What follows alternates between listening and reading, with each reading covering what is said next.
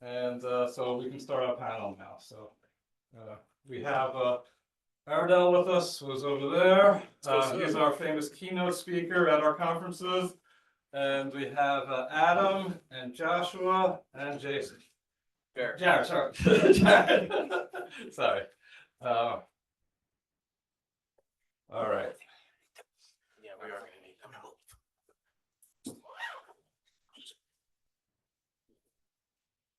So you go first for everything. Yeah, right.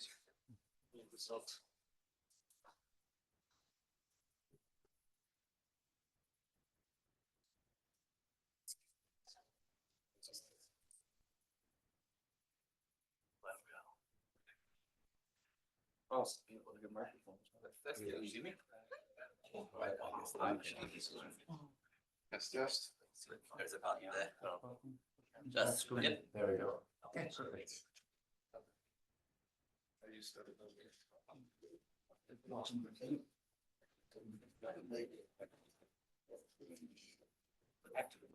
My drink. Fantastic. Oh, wow. We also want you to appreciate that I made it a little more varied, this kind of panel. It's not just CISOs. So we have Jared, who's an account executive. We have Josh, who's an auditor. So this way you get really different perspectives of the identity management. And I thought that would make a much more interesting conversation. So let's start off with our first question. What does identity management mean to you, and why is it so important? Who wants to take the first? Who wants to start off? That's awful. Yeah, Okay, go ahead. I'll lead off. Derek Jeter was my favorite lead off hitter. Is your mic on? Is my mic on? Yes. Oh, there we We go. can hear Okay. better now.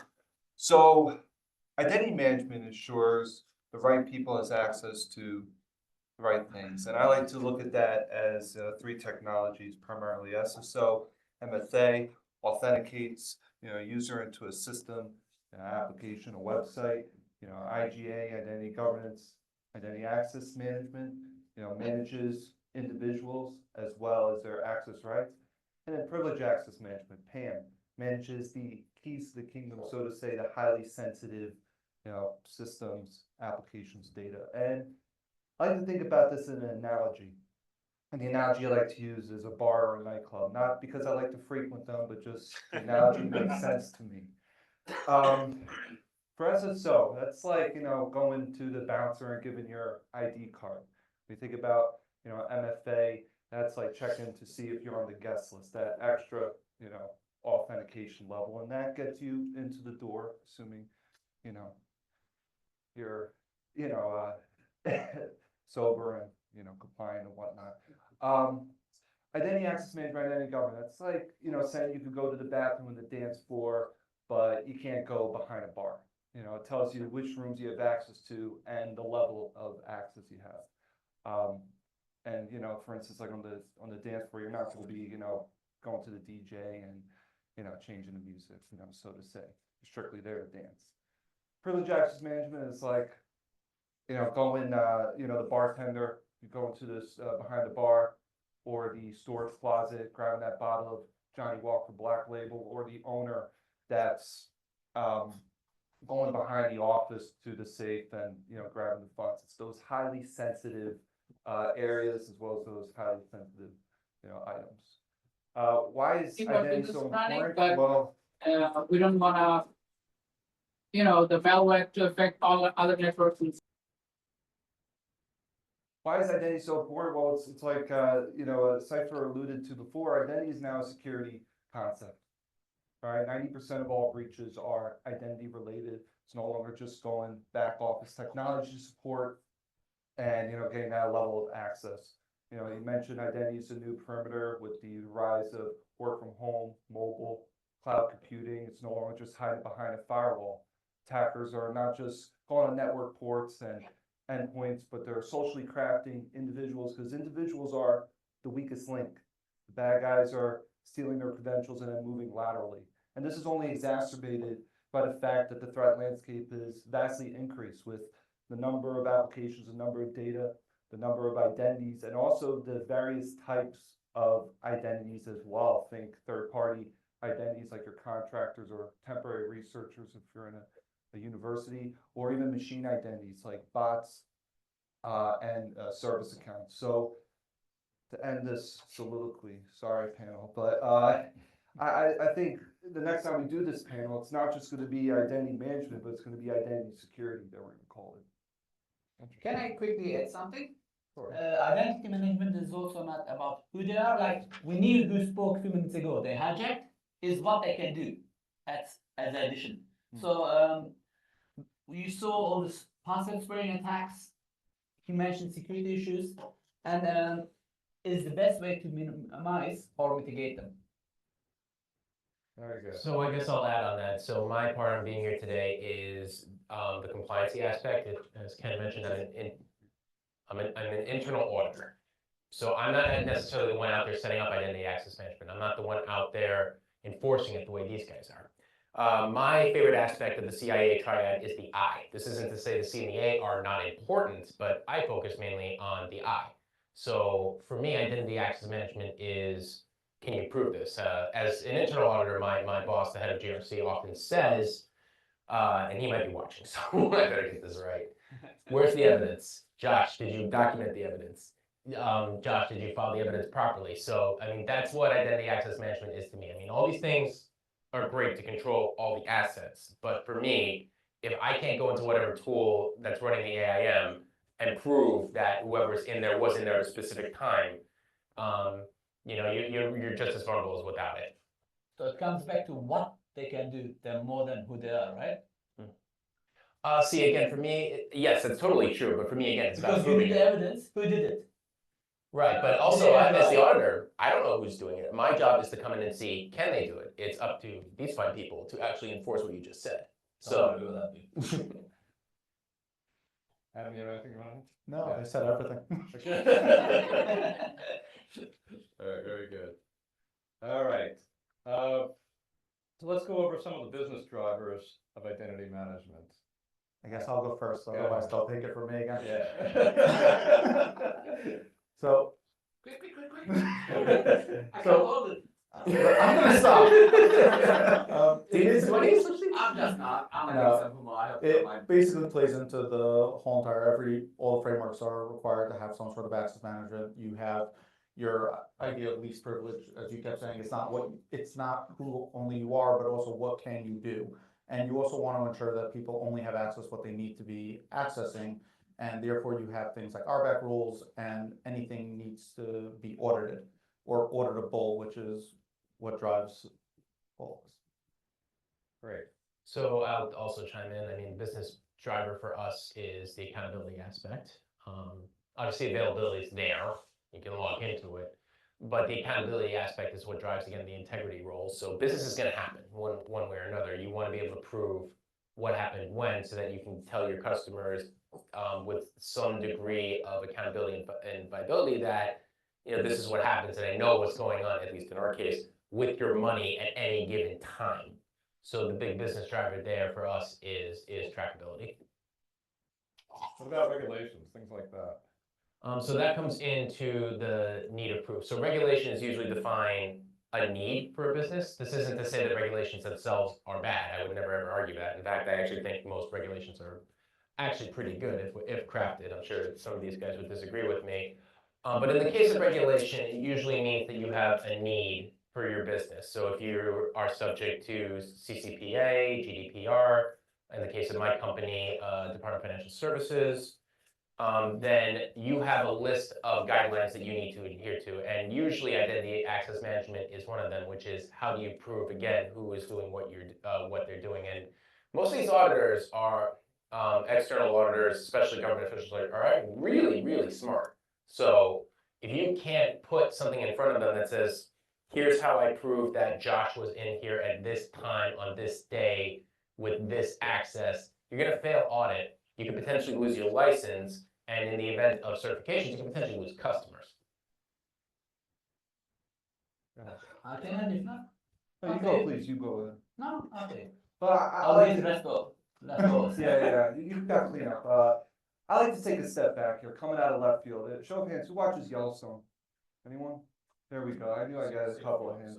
All right, that counts. So Yellowstone's been my favorite series, and I've been watching the prequel, 1883, which I highly recommend. Thank you for nodding back there. Why I bring this up? Because I'm an account executive. We get hit all the time with, which is basically a fancy term for sales, by the way. And we get hit all the time with, what are the business outcomes? What are the business drivers? And I think about it with the Oregon Trail, lost its popularity because of the invention of railroads, because railroads made it safer, cheaper, faster, and easier to travel west. And that's exactly how I think about business outcomes. Is it safer? Is it cheaper? Is it faster?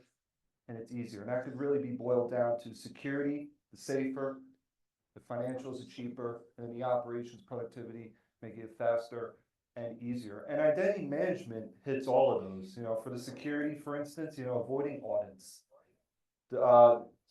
access reviews, right? If you're over provisioned, well, that's a security risk right there. For the financials, we talk about the hard costs of the breach, but also the soft costs of operational costs as well, making your employees more efficient. One example I like to use is password management. One prominent university, maybe about an hour away, their number one help desk issue is password resets. 30% of their help desk tickets are password resets. A good IAM tool could make that self-service, have your users do that, and then you could have your help desk focus on more pressing issues. And then the productivity, that's one example. Automating your join, remove, or leave process, automating low-risk approvers, but also on the flip side of access reviews, it's not only just the over-provision, but what if you're under-provisioned? You really need that Goldilocks model for access reviews to ensure the right people have access to not only make sure you're secure, but also so you're able to do your job. Your Oregon Trail analogy made me think of something. And it wasn't just dying of dysentery. All right, I'm glad some of us got that reference. Yeah. So if you think about it, everything you said was true. Thinking about transportation today, statistically speaking, headlines aside, what is the safest mode of transportation? Airplane. Air travel. All right. Why? Less accidents in the sky. And less pilots than there are drivers. So one of the values I'm seeing in identity access management, you just mentioned to boil it down, is you're essentially automating with an expert. Now, this may not appeal to some people, but I am of the mindset that if, again, you take something out of everybody's hands, put it in the experts of a few who really, really, really know what they're doing, overall, I think you're going to be safer. Now, a lot of people may argue with that because you're losing some form of control. But, if you're the gatekeeper, do you really want people writing down passwords on sticky notes? Right, but part of that is also from where you mentioned the password management, you also have where it's not auditable. As people are taking out those passwords, you now have control over it. You also ensure that you're not actually giving out those passwords to people. Many password managers work where you don't actually see the credentials, so you don't have to worry about people copying, pasting, and moving them elsewhere. So even if they leave the company, you're not now looking to reset every single password that they may have had access to. Oh yeah, and all of the access reviews I do, the first question I ask is the app behind SSO, because I want the safest thing you can have, in my opinion, is the ability to flip that switch and turn off all access at once. You can parse out the deprovisioning later, but as long as you can cut access right away, that's the safest you can make it. And disabling browser password management. Question. All this is gonna help, of course, the business growth, right? Like putting all this together, it helps to reduce the security risks. It helps for the business growth. It helps to decentralize, it helps to centralize the management. What else did we say? It helps for auditing. So I think it's an essential tool that many people underestimate. That would be the takeaway as a summary from this question. I think that a light touch. Can you speak up a little, please? I think that a light touch is useful. We Majority have of use people cases. online. Let's do some favor. I think that a light. Thank you. I think that a light touch is useful because you have to understand that the majority of your risk when it comes to identity is individuals trying to make their lives easier, their workflow easier. So when you talk about things like password managers, SSO, you're actually talking about making it easier for them to use the applications that they use and making it more of a seamless experience. Thank you about it. Thank you. So that's always been my consideration of like, what are the business drivers of identity management? It's people want to do their jobs. How do you make it so that there's a secure way for them to do their jobs where they're not fighting this friction to use the tools that are in place that allow them to do So when you said light touch, can you define that a little more? You're talking more about like the federated SSO password, like managing it all on the back end, not letting a user manage their own password. More or less just trying to be not seen as an obstacle in between them and the work they're trying to do, but being seen, or at least providing solutions as an enabler of being able to approach the average user and say, hey, now you can just use the same, with SSO, you can just use the same identity, you can log on to this app, that app, whatever. That appeals to them.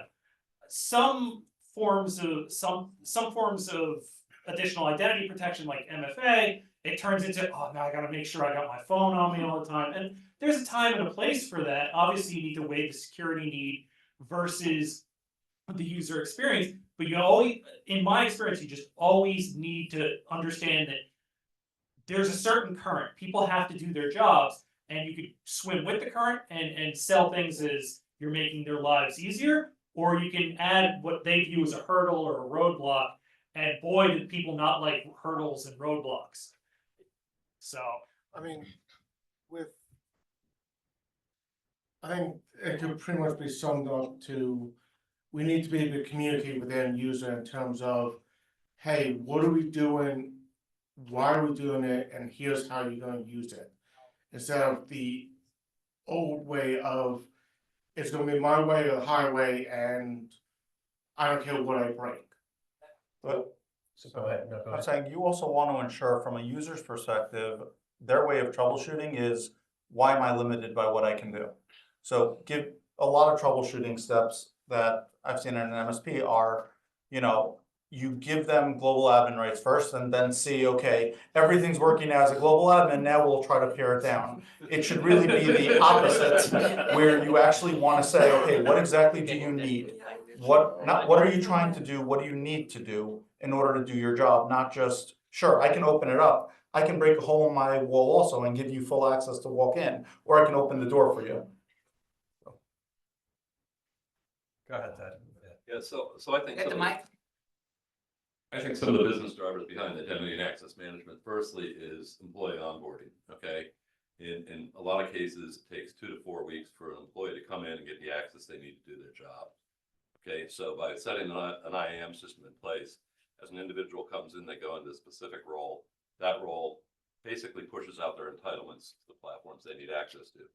Furthermore, if they need access to different things, you want to set up automated workflows where they can put a request in, okay, for access to something. When they put that request in, it goes through an approval chain.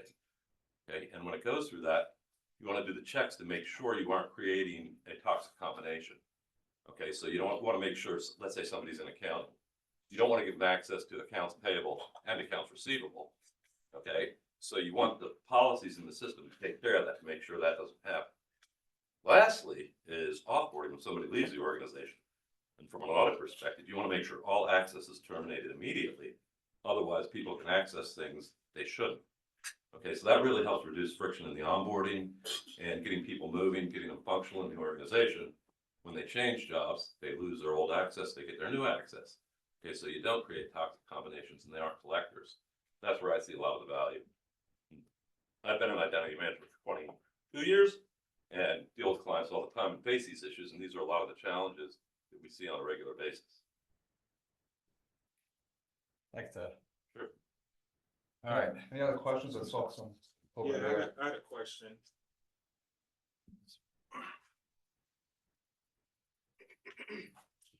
Thank you.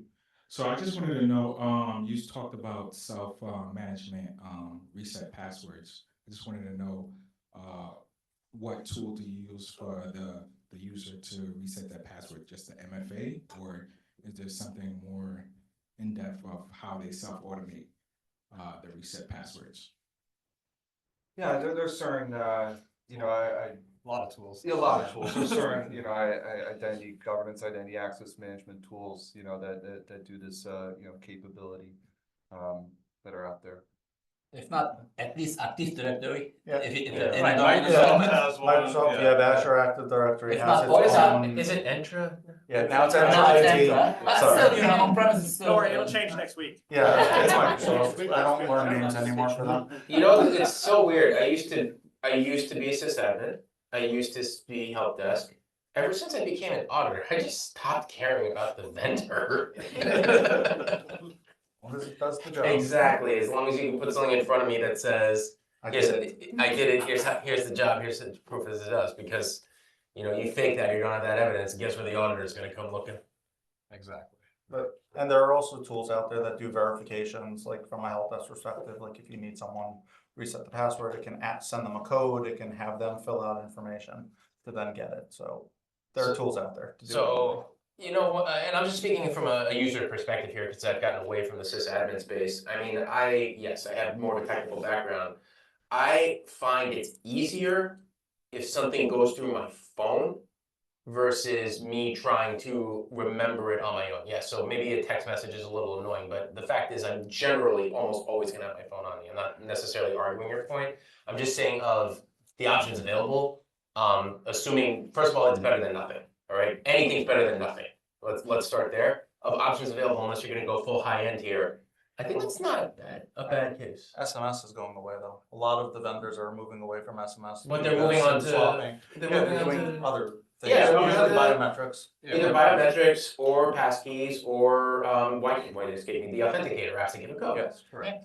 Whatever, as long as it's something you have. I mean, there are three things you identify by: what you know, what you have, what you are. So, I always know the question of what you are is a little iffy, but you're gonna need something to you're gonna need to identify with at least two of those in one way, shape, or form. And really, what we're talking about here is what are the best ways to do that.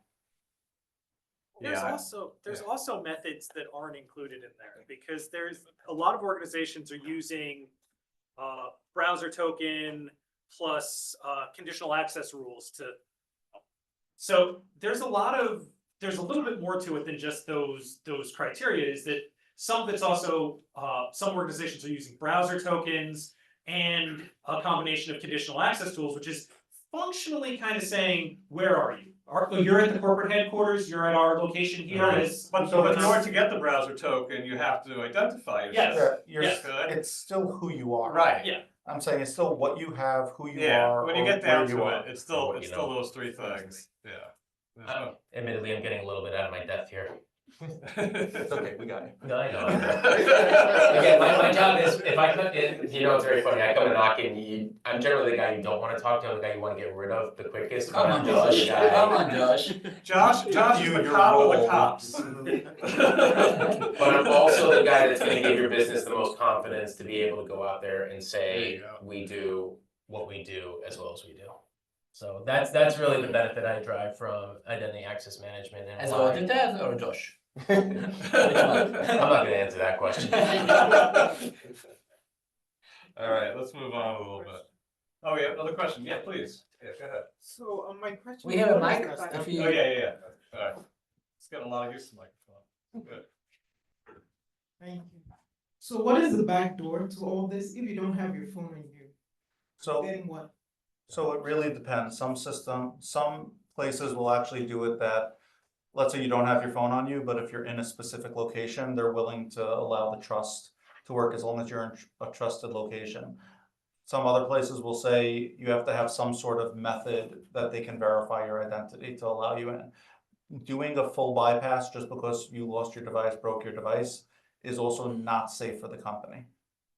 So I asked this because there's a scenario where a student lost his phone and he couldn't do schoolwork. He didn't have his phone for a while, like 3 days. Did he speak to IT? I guess it's a There is personal always a phone. I guess it's a personal phone. Yeah. Well, student. I guess it's a personal phone, right? Speaking to it is not gonna help. I mean, it's a personal phone. He was in school and they use all this in school as well. So he didn't have his phone. He couldn't do schoolwork at all because it's like a two-factor authentication. You put in your password and then you get the access code on the phone. I mean, there is always backup codes that they But can you don't have your print phone. No, the not backup backup codes are codes is something you. offline. You share get it. alert. Sorry. Please. It's something you get offline, away from your phone. You know, you can either print it. It's not a great solution, or save it somewhere. Save it on your computer that or you can't get into. memorize it. But usually a lot of apps will, when you log in that first time, will give you a whole bunch of backup codes that say if you lose your phone or something, or if you lose your MFA, the app gets deleted. It has a way of letting you in. There are other tools where the IT can actually give you a backup code to get in, as long as they can verify it. Systems usually have some sort of backdoor to allow you in, but they want to ensure that it's as safe as possible. In a corporate environment, it's easier than a student environment. Why? You will have different methods. As Josh said, you can use your fingerprint. For example, at Microsoft, you can use Windows Hello, or you can use third-party tools which have, it's either fingerprint where you can stick it to your computer, which is authorized. But in your case, it's with HADA. I think backup codes or alternative email that they can check. Right. Is on the way. I think a lot of schools are headed towards that biometric identity. I mean, yes, maybe the student didn't have it right there, and I understand that this is a question of resources, but what you just described in theory could be taken care of with biometrics, at least on a temporary basis. There's What are they gonna read the biometrics with if they don't have a phone? But if their computer had biometrics, some of the Windows Hellos actually, they have biometrics built into the computer, uses the TPM. But also a lot of password managers can store TOTPs at this point. So it's not just your phone or sending you an SMS. The actual password manager will store it for you. Passkeys and things like that. Which is better than nothing, I guess. Anything's better than nothing. Or it is a great excuse not to submit the work. I lost my phone. 3 days. Extra 3 days. That I don't know. It's the new version of my That's a phone, backdoor of man. gaining 3 days. All right, let's get to the next question. All Josh, right. that's your question, I guess. All right. We'll start with you.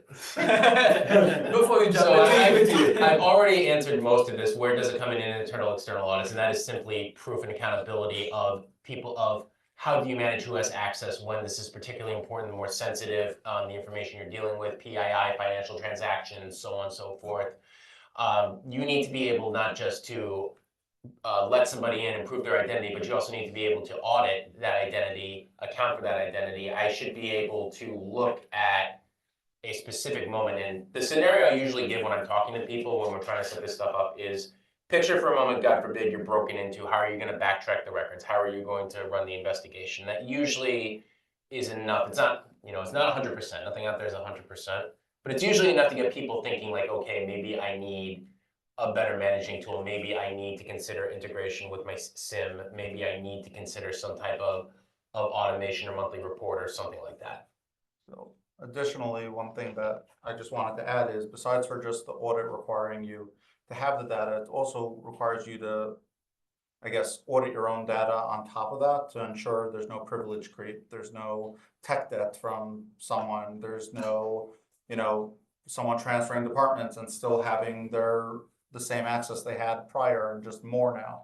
So you have to audit yourself even before your internal auditor comes in, before your external auditor. It's just a way of ensuring that you're actually reviewing your logs and reviewing your permissions. It's annoying, but I actually think one of my more useful roles in the company is I do run those user access reviews. And I am the one to help point out, like, oh, does this person need this level of access? Should they still be here? Usually pretty simplistic questions, but they can go a long way towards getting people to think about clean up security. And usually like, okay, I don't want to deal with the auditor again. Maybe I should just clean it up on the spot. Yeah, well, it all goes back to certifications, tracking who has access to what, and then revoking it when it is over provision, privilege creep. I'd also add segregation of duties is important with this, to make sure the same person is not in accounts payable and accounts receivable, the ability to write the check and then cash the check too. And then, even the application, onboarding and ensuring that your IAM system is connected to downstream systems. One of my good buddies in the audience, Mike, new friend, we were talking about, my girlfriend's at hospital, had a colleague who got terminated. and the next day was still able to use that badge to get in and, visit, actual patients, right? If your systems aren't, in your IAM solution, how are you gonna see who has access to what and then, track it? It goes back to that proverbial, you can't control what you can't see. I can think of at least 3 regulations right there that. And Josh has a tougher issue also, like if somebody gets promoted or switches departments, he's gotta make sure that those people lost those rights from when they had. If they went from accounts payable to accounts receivable, he's gotta make sure that they. I should clarify on that. I'm not necessarily the one who has to make sure of it. I'm the one who has to check that it's been done. So who I am. Okay. I am. Oh, you're the one. Okay. So the thing about, and not to deviate too far away from it, the way I've always viewed an auditor, when I did my CISA certification, this was probably the hardest mindset to get out of, was as a sysadmin, as a security analyst, I was always used to fixing things. Auditors don't fix things for you. They'll observe. They might suggest. They'll tell you where you need to comply, but a good auditor will never ever fix it for you. Oh, I said the same thing for security. I told someone my role is to find a hole, find a hole, basically look for a hole, find a hole, and then tell you to plug the hole. I mean, what they say is not always doable, right? It's easy to say fix that. Right. I used to be a CISO in a global bank. To be fixed.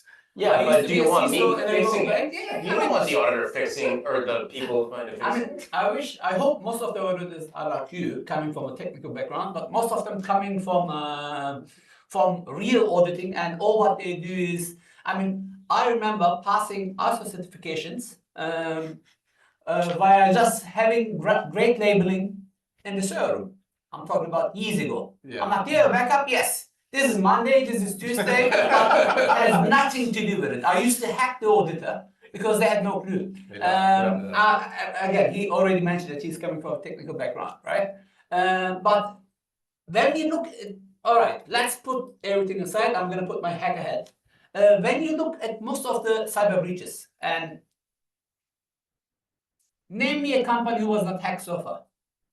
Snowflake. Okay, name me one company who was hacked, didn't have an IAM solution. We don't know, it's not public. All right, I'm gonna make your life easier. But I bet most of them they have it. At the very least, they probably had it. Yeah, it's either the auditing team is doing it bad, or the hackers are doing something that the tools cannot detect. So while all this is good, I think it's important to think differently to how we can make things harder for hackers, easier to end users, and secure what we need to secure. And we should never forget that, because there is going to be always, is made by human, right?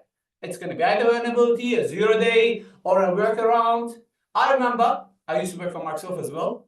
People used to spend $1 million for something which we call ESAE, Enhanced Secure Administration Environment.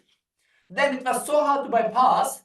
Next time when we used to come to audit, we used to find that the sysadmin opened a back hole, a back server to bypass it because it was too hard. Sometimes making it too hard, as you all know, is not feasible, or it's not manageable. So it's really important to know all this, but also think from a different perspective to make it more secure. Back to you again. All right, any questions? No, but I think it's important to talk about the governance piece of identity and access management. Okay, so, when you do. You want to get the microphone? We have online people. When you have an identity management system, you set up governance, what you're doing is your management or the owners of an application or a set of applications go through a certification process on a regular basis. Okay, you can trigger those certifications to be automatic. So basically, they check to see if some people are members of a group or a role. Are they supposed to be members of that? Furthermore, you verify the entitlements, so the entitlements associated with that role. Okay, so are those two things in alignment? The other piece you need to consider is doing a reconciliation to all your end platforms. Or there's another term people are using these days, but reconciliation is the old term. So basically, you pull all the access from all the connected systems into your identity management system. You verify, are these individuals that are on these endpoints actually in the identity management system? If they aren't, somebody probably went through a backdoor and created those users. Okay, so you regularly run reports, see does everything match? If it doesn't match, something was created outside of process. If it was created outside of process, then you go audit that and find out, okay, how did this occur? Where did it occur? Did an administrator perhaps create a couple shadow accounts, maybe gave his buddies a couple accounts or something like that? But that's one of the ways a lot of these breaches are happening, is people are getting in at that level, social engineering their way in, then they're getting these additional credentials created, adding other people at these administrative accounts. If you're doing this reconciliation process into the identity management systems on a regular basis, and validating that these accounts don't belong and eliminating them immediately, that helps eliminate a lot of that problem. It's, I mean, what role does AI play in internal external audit? I would argue, to simplify everything you just said, lowering the attack surface. And just to add to what you said, there's tools out there called, PIM, the Privilege Identity Manager, which will alert you if something is created outside of the actual privilege. So it'll tell you, hey, you'll get a report that says these are accounts that are in PIM. These are the ones that were created outside. So you can also audit that. Who watches the watchers? Right, and a lot of That's the why identity governance separation tools, of such duties. as SailPoint, things like that, have the capabilities of pulling the reconciliation and highlighting where things were created out of band. And like you mentioned, the PAM tools as well. You've got credential rotations, so you've got your service accounts where the credentials are rotated on a regular basis. So service accounts are a big attack surface as well, because most organizations will create these service accounts. They're needed for application to application communication, application to database communication, et cetera, et cetera. Now, people get access to those credentials because they're setting up the servers and things along those lines. Those passwords and those credentials are the most forgotten credentials in an organization. They create them, the applications are communicating back and forth. People come and go from the organization. These credentials generally have pretty high privileged access to do what they need to do. Okay, so you really got to start managing your service accounts on a regular basis. And if you're smart, that's part of the UAR, the user access review. Exactly. Do we have time? So we do Yeah. it with There conditional was a bucket. We do it with conditional access policies as well to lock down the service accounts that they can only be accessed from inside the network. So you can't actually use them anywhere else. Can I be the devil's advocate? So Okay. what about Yeah, devil's sorry. advocate, What about legacy systems? It's really good in a modern environment. What about you work in a large enterprise which has many applications which does not support any of the solutions that we mentioned? At some point, the risk outweighs the benefit. That's the only answer I can have to that, is you're right. And you said something earlier, like this can't always be plugged, and that's true. As the auditor, my job will be to point out the deficiency and define the risk. And at some point, you as the business owner, the process owner, whatever owner, is gonna have to decide, does the risk outweigh the benefit here? Now, no matter what, when you shut something down, people are gonna complain. You just have to decide where is the pain threshold. If possible, of course. I know in a marine government-owned marine environment. Marine. Yeah, marine. They were managing all the ships via legacy application. Shut it down if you can. So what you do for those types of things is, that's what network segmentation is. Exactly. By the way, there's no right or wrong. I agree, but I'm just, You want to ensure that you're We locked, develop that that. even if you have to keep those systems running, because there are a lot of legacy Exactly. systems. There was one guy that used to run the system a long time ago that he's no longer here. No one can patch this. It has to stay running. But that's why you have to segment it from the rest of the network. So even if someone does get into it, they're only touching that. It's not adding more attack surface to the rest of your. Can you do that with the Navy? By the way, I used to work for Microsoft, and it was easy to sit down here and recommend. Then, when I joined the bank, I'm like, oh my God, I had servers which was not touched with us 20 years because that's it, nothing, and Only 20 millions years. of dollars are running on this. Or when I was also at Microsoft, we used to go to some top secret organizations like, you still run this? Yeah. Or I don't want to mention brand, but the high tech that you use, including Apple, they use some older system like, you make this with this, so that's why sometimes, and that's what I was trying to say. I mean, all these are right, great. All your additions are right, great. But sometimes it's a bit different in real life. But what we have to do is exactly what we said. We have to think differently. And this will help us to, you know, from the audit perspective, from the vendor perspective, from I forgot what you do, but you said insurance. You are sales. I work in an MSP. All right, all right. You know, that's why he comes from the perspective. So we have to put all this. It's like, let me do an analogy now. It's not what you want to cook, it's what is in the fridge. You have to cook based on what you have, not what you think. And your analogy is the leftovers that go bad, but nobody decided to throw them out. Exactly. That someone left in the fridge. That's where risk comes in, and you start explaining the cost of the compensating control versus the cost of a replacement versus how much revenue is brought in. Versus the cost of exploitation. So one of the things we're seeing a lot of today is identity orchestration tools are becoming more and more prevalent. And what these identity orchestration tools allow you to do is modernize old applications. Okay, so you can basically front end them with SSO, MFA, things along those lines. They don't have to be SAML, they don't have to be OAuth, they are these legacy applications. So instead of rewriting your entire application, you can change the authentication mechanism to point to these orchestration tools. Like Okta you're talking about. No, not so much. They do have a light orchestration. Okta still requires OID, So so you've your got SAML or Ping something. DaVinci is a strong one. There's another company out there called Strata that does quite a bit with orchestration. We do quite a bit with both those companies. And it's becoming more and more prevalent because right now the audit demands are driving these old legacy applications have to meet these requirements from the different regulations, et cetera, and to rewrite these applications, you know, some of these legacy applications, it takes millions upon millions of dollars and years upon years, where you can take these orchestrators and do a quick snippet of code in a day or two and tie them into the system, validate them. It really makes a big difference. You know, obviously some of the older ones, it's going to take more to do that integration, but the orchestration tools that are out now are pretty amazing. There is no stronger argument I have as an auditor than the regulations say you have to. Like, yeah, I can say internal policy, I can say best practice, but no, there's no stronger argument than saying there's a regulation that says you have to, especially when it comes to dealing with legacy applications. And for me, being in a law firm, we don't have too many regulations, but we have clients. And if our clients say they want it done a certain way, then that's what we have to abide by. So yeah, that's how we do it. I got a question. Yeah. All these authentication methods are using your cell phone now. You have to use your thumbprint, you have to type in the code. You have to, everyone, the authentication methods are using a cell phone now. Use a thumbprint, type in the code. So I'm thinking about users. We're always on our phone, so you know, if someone gets distracted, they just go to Facebook or.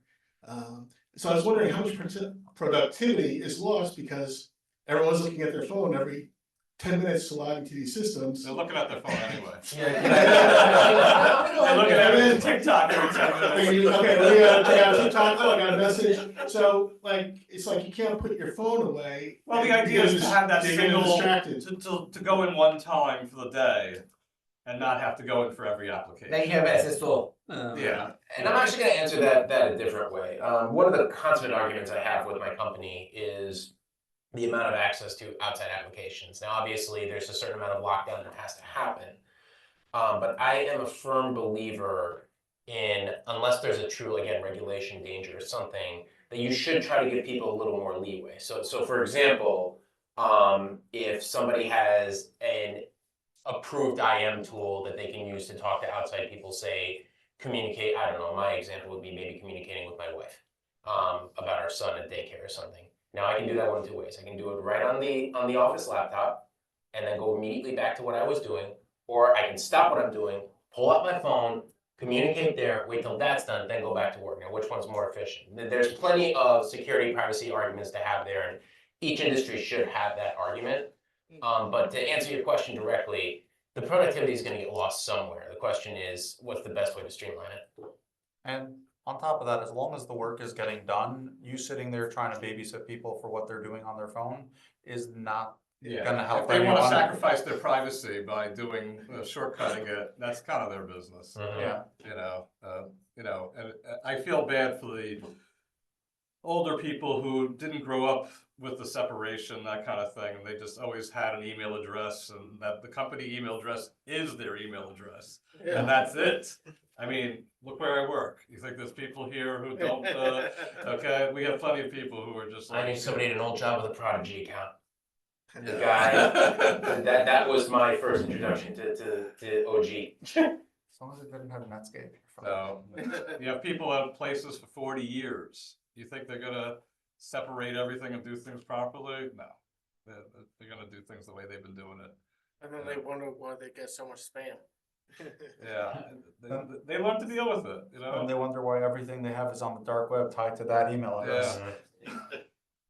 So anyway, I think we have time for one more question. So I'm gonna skip to the last one. I think we answered the fourth one anyway. Yeah. Yeah.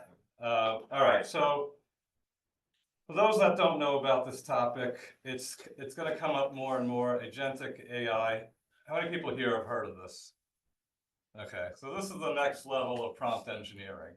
So we all, prompt engineering is already a dinosaur because you're gonna have these robots do things for us, and they're gonna learn as they're doing it. You give them instructions and they run with it. And this is agents basically doing what you want them to do, and you don't have to tell them, you know, with commands and stuff like that. And how are we securing these? Because they are acting like they're not really service accounts, and they're obviously not users. So it's kind of like they're this hybrid kind of account now, because they're constantly evolving.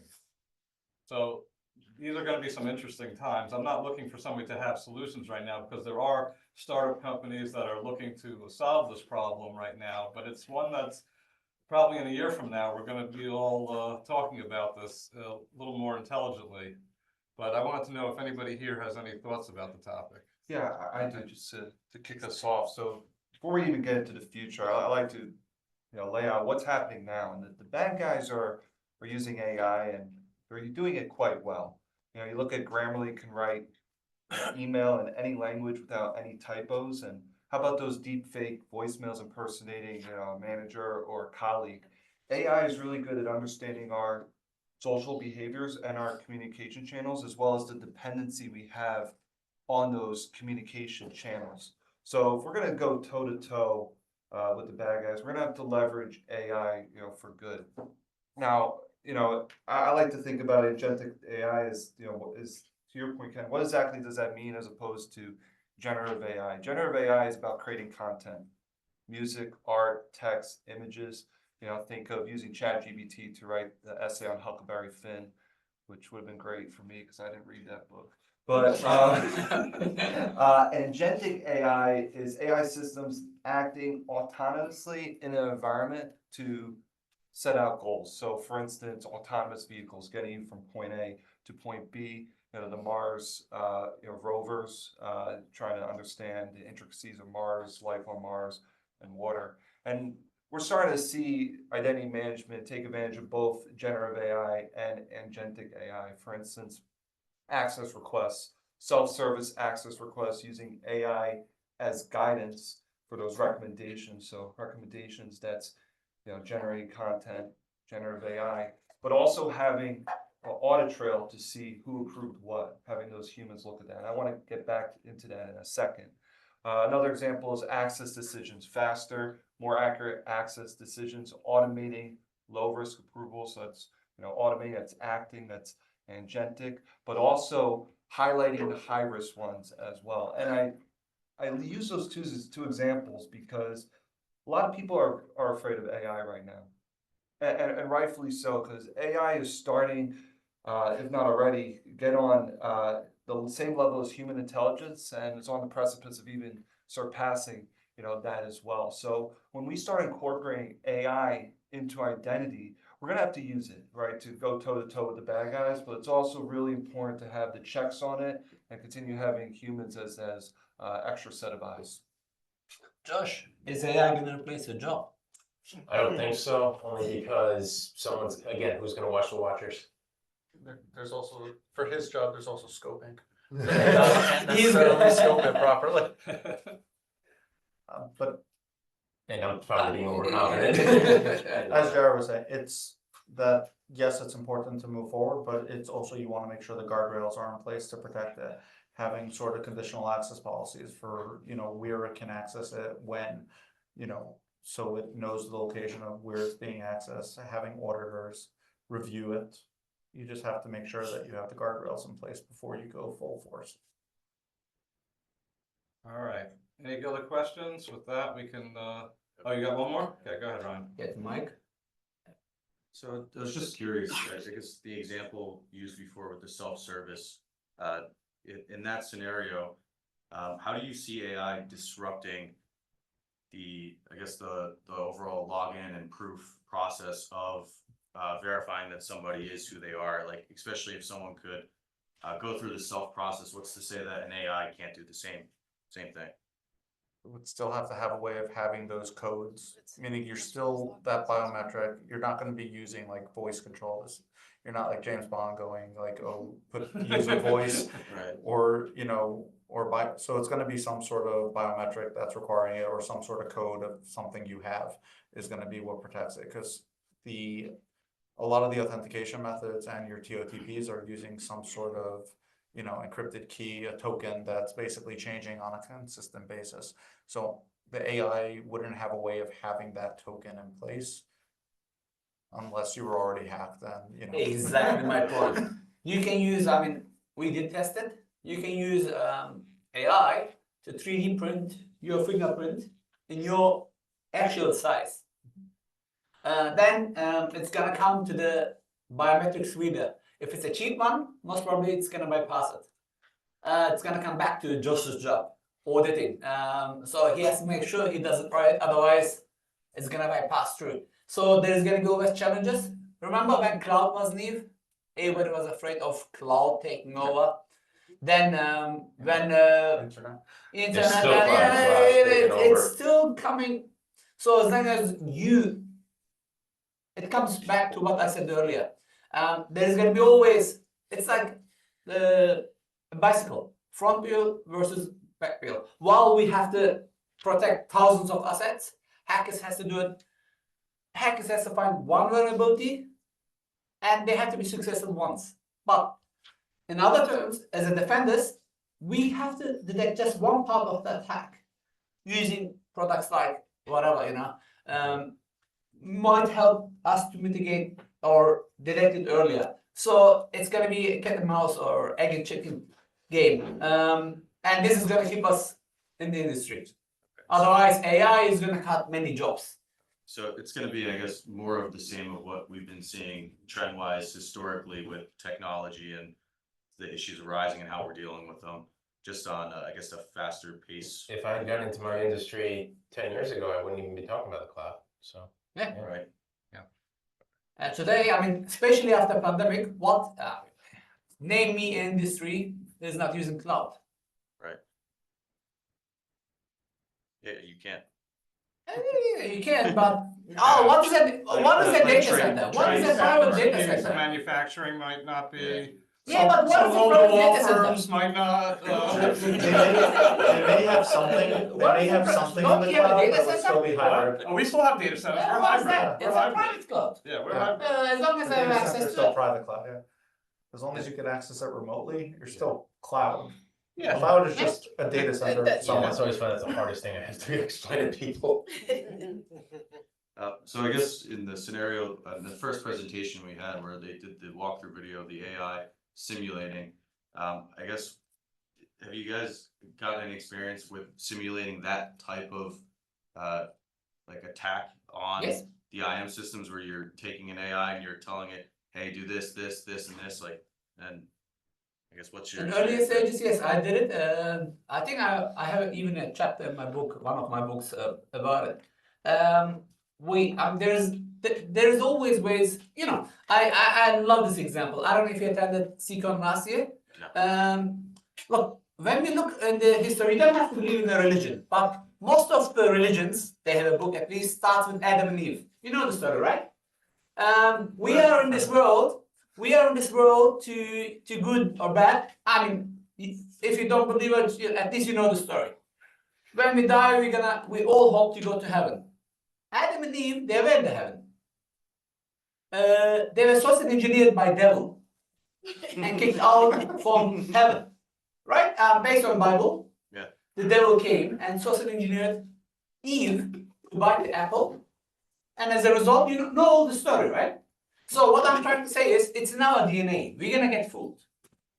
There's gonna be always a way to bypass. I used to work for Sequoia CISO. Sequoia used to be #1 company, Flexera bought them out on catching or releasing 0 days. 1 0 day can cost millions and millions of dollars. We used to find 40, 50 a year.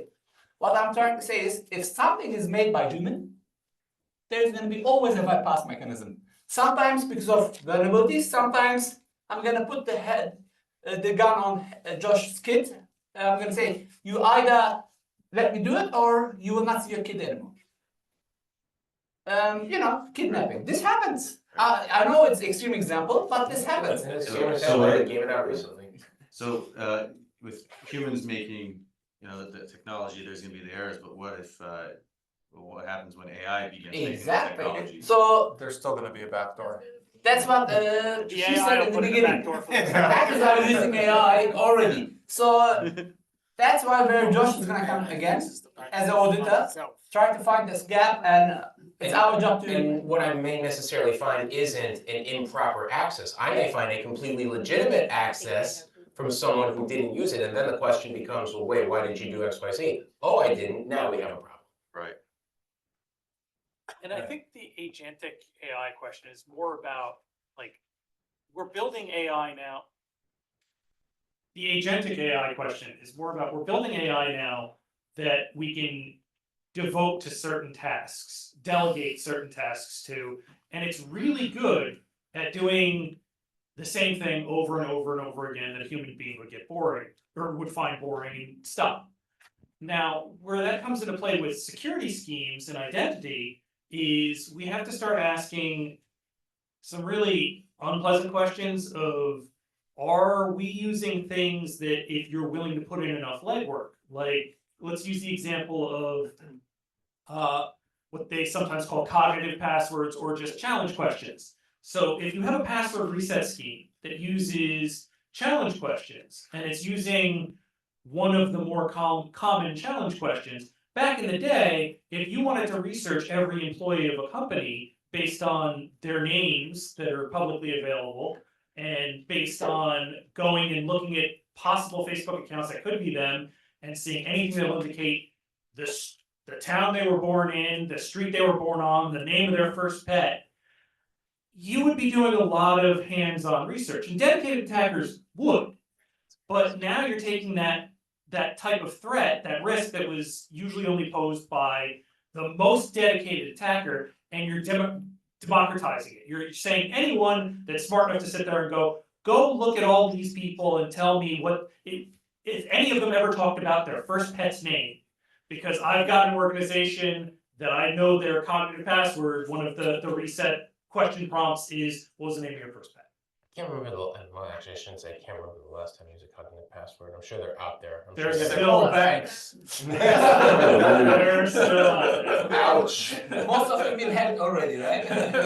So part of it's also from the security side is like, you have to design things around that of saying like, hey, the threshold is just a lot lower. So some of the things that we could get away with, we couldn't. And it's also, that relationship you have, the awareness program that you have that tells people like, hey, data hygiene. There are certain things, if you use it to get access to systems in any way, shape, or form, don't talk about it on the internet. And that's a big lift sometimes. Yeah. Well, let's face it, there's a video that's been going around for years now of a TV special. She's like, oh, my password's. Yeah. You know exactly. Yeah, of course, social engineering, Yeah. My password is like my dog's first name and. First, they asked the password. They said, "No, I'm not going to give it to you." They said, "Oh, what's your dog's what's your password? Oh, it's my dog. Oh, and what's your dog's name? Oh, it's Skippy. Oh, thanks. There's no fixing stupid. And it comes back to Adam and Eve. You send them a survey, You send them a survey, your rock star name is the name of the street, Oh, your first I name love is the street that you grew up in, and the second name is your first pet. I mean, people did all these TikTok trends that were like saying my favorite color, my favorite name, and you're sitting there going, how dumb are you? And that's why people are talking about how TikTok is a sophisticated intelligence tool used to gather vast sums of information on people. No, that's just To what end? All right, you got a question? One last question. Okay, then we gotta wrap this up. It's not really a question, I just kind of wanted to add on to what you said about like the knowledge-based answer questions. I think at least last time I checked the WASP thing, 20% or guess attempts at knowledge-based authentication, like the street you grew up on works 20% of the time for attackers at least. And I do know there's one kind of mitigation for that.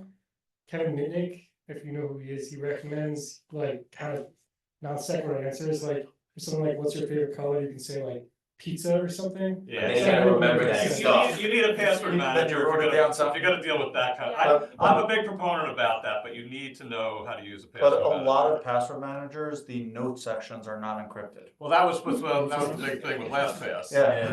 Well, LastPass, a lot of it wasn't encrypted. I used the LastPass note thing, I thought it was encrypted. It's not. No, The notes are not, only the big eye opener. only the password is encrypted. KeyPass did better than that. That blows my mind. I think the secure notes is actually encrypted. It is now, but It is, yeah, at that Initial- point, when when they this- were breached, it was not. Yeah. that was a major lesson learned. Yeah. Just as AI, AI will show you how they've been hacked. But what, the 4 times they've been hacked? Yeah. 4 times in a month. Anyway, well, thank you very much. I hope you enjoyed today. Let's give it up for the panelists.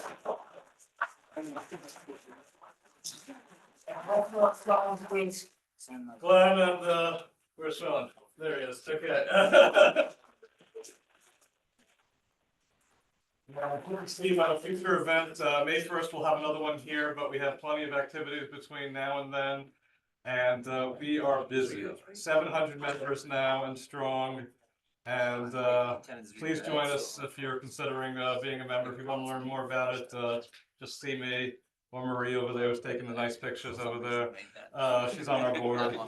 Or Matt, he's on our board. And we have a really nice group here. So thank you all for supporting us for all these years. Really appreciate it. Thank you. Are we the largest chapter now? We are the largest chapter that charges. There's a lot of chapters, folks, that there are 1,000 members, but when it's free, it doesn't mean anything. It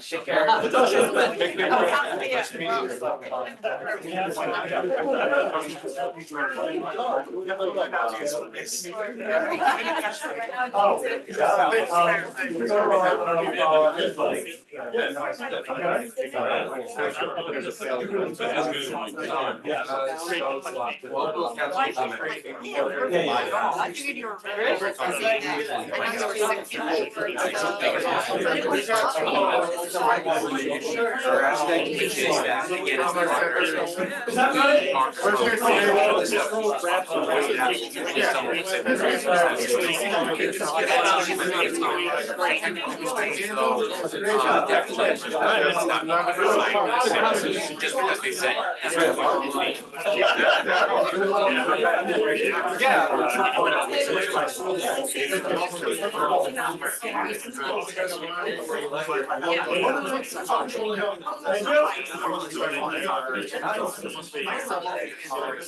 Yes.